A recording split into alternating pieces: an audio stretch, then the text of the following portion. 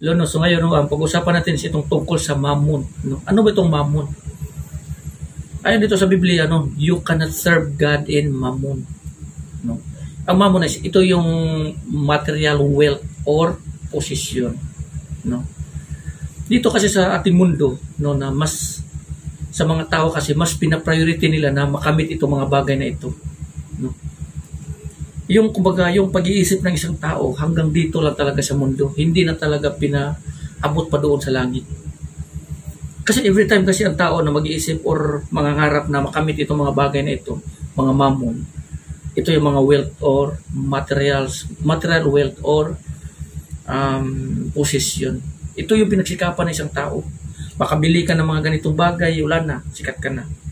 Pero sa paningin ng ating Panginoon, kahit pa gaano ka pa kayaman or naabot mo itong mga bagay nito or natanggap mo ito or meron ka nito, sa paningin ng Panginoon, isa ka pa rin mahirap. Doon sa Revelation, sinabi ng ating Panginoon si Kristo, di ba? No, na, sinabi mo sa iyong sarili no, na mayaman ka na at nandyan na sa iyo ang lahat, ang wala nang nakulang sa iyo. Pero ang katotohanan, ikaw ay bulag at saka hubo. Dito sa mundong ito, ginagantimpalaan ang maraming tao na mga mayaman na ganito, yumaman. Marami din tao no, na nagsumikap na makamit ang mga bagay na ito, mga posisyon, mga degree, makamit yung mga pangarap nilang yumaman, magkaroon ng maraming negosyo, pera, ganito, ganyan. Gusto kong malaman nyo, every time na itong mga bagay na ito pinapangarap ng isang tao, pumapasok ito sa puso at isip ng tao, sigurado yan na ang tao unti-unti nang lalayo sa Diyos.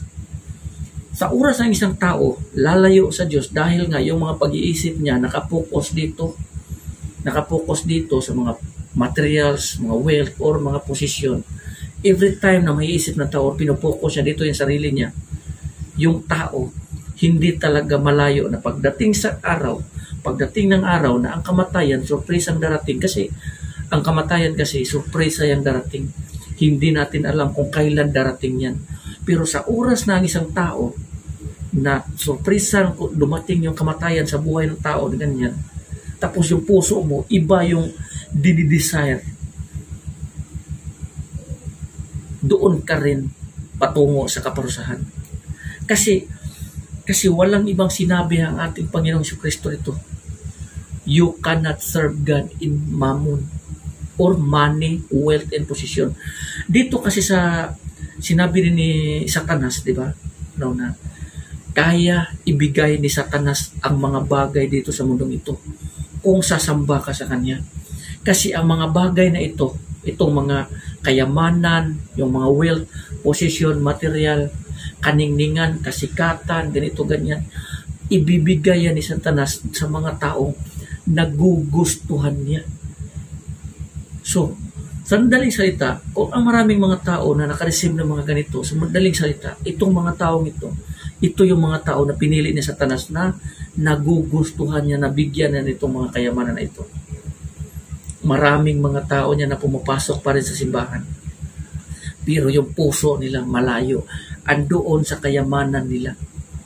Kasi ang sinabi ng ating Panginoong Kristo, kung nasaan ang patay na katawan, andoon ang maraming agila na kaundok.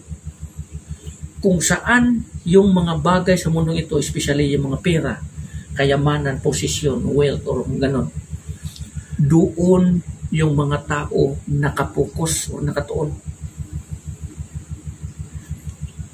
Mahirapan tayo na paglingkuran ang Panginoon kasabay nung paglilingkod din natin sa mundong ito sa pagkamit na gusto talaga nating maabot ang mga bagay na ito. Oo, marami tayong gusto, pero sa oras na itatak mo yan sa puso mo o magiging sentro na yan sa dinidesire ng puso mo, ikaw mapapalayo talaga sa Panginoon. Gusto mo maabot niya ganito, ganyan, huwag mo talagang ilagay sa puso yan. Kasi ang Diyos sumisiyasat sa puso at isip ng tao. Kung sa pagkita ng Panginoon doon sa puso mo, yun yung laman, mahihirapan ka na.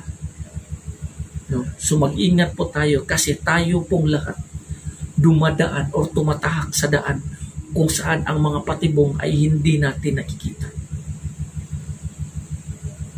Dito sa mundong ito, tayo or ang tao, para talagang kung ikaw ay sumusunod sa ating Panginoong Kristo, para ka talagang tanim na tumutubo sa kalagitnaan ng maraming damo or damuhan.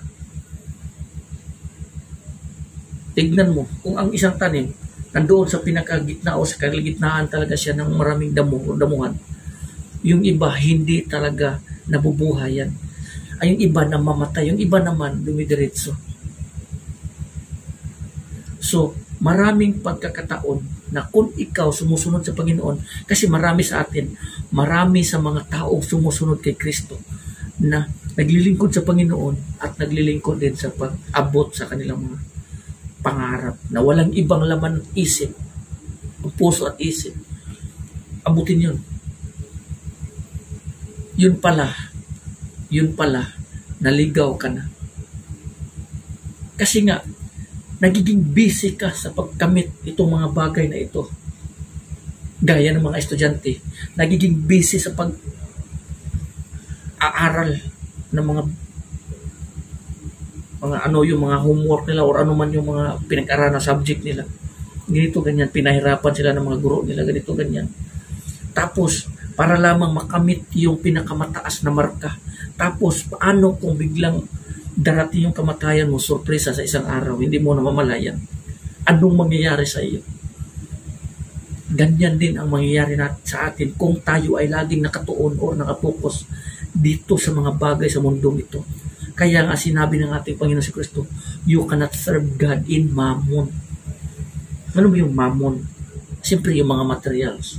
Materials na bagay, kayamanan, kasikatan, mga posisyon, rank, ranggo, posisyon.